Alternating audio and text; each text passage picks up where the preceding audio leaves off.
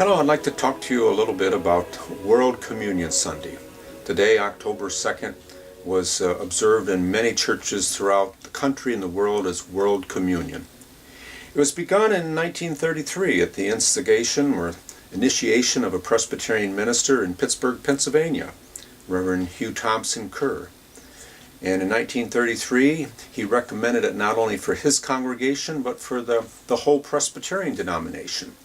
3 years later, at our annual meeting, it was adopted.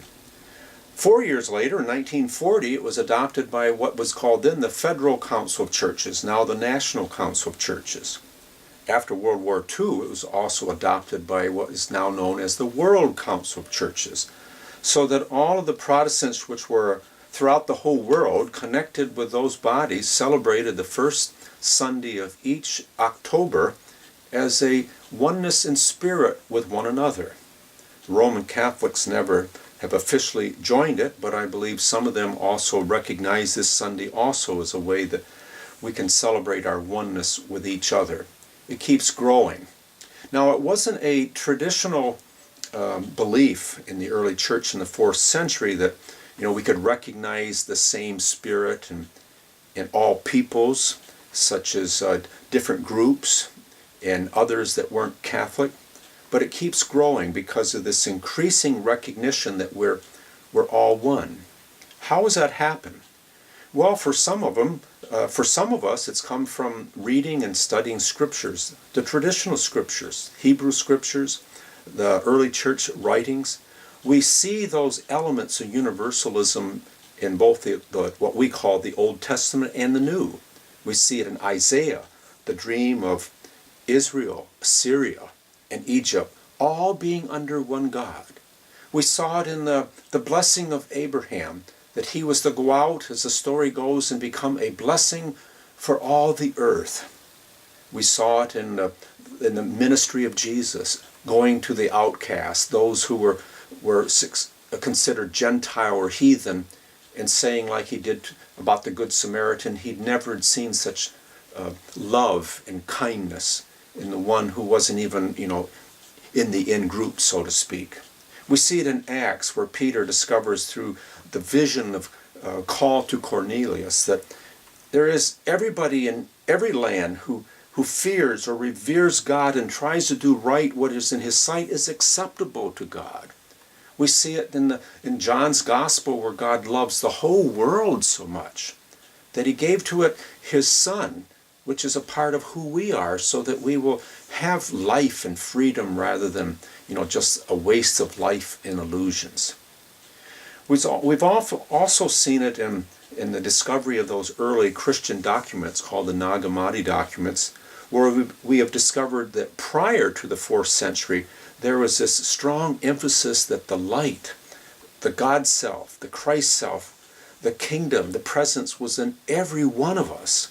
Now that was quieted very much in the 4th century. Those writings were hopefully all destroyed, but we found a whole library of them in 1945 in a place called Nag Hammadi, Egypt, which emphasizes in that early church and following the stories of Jesus, it was just a matter of telling people to awaken. It's not out there, but the kingdom, the presence is in you. It's the true you, and without that, you live a life of poverty. And so recognizing that it is in us and all people, the church can be an aid to it, but as we've seen for so many hundreds of years in our history, it's become an exclusionary idea. But now, thankfully, churches are using the word an inclusive congregation, and we do that in where I've been working part-time at the West Seneca Church. We want to welcome all people and help them to awaken to that God self, Christ self, Atman, or whatever you may want to call that divine spark within us all. We saw it deepen in a way even in the 1960s, when many among us in our own culture were taking those pilgrimages and trips to India, meeting the Eastern teachers in the Hindu and Buddhist tradition, who strongly believe that presence, that light, the experience of Brahman can be felt in silence and contemplation and listening to that inner presence through our quieting of the body and the mind. And people experienced that and brought it back, and It's taught us a whole new dimension of having meditation and practicing silence.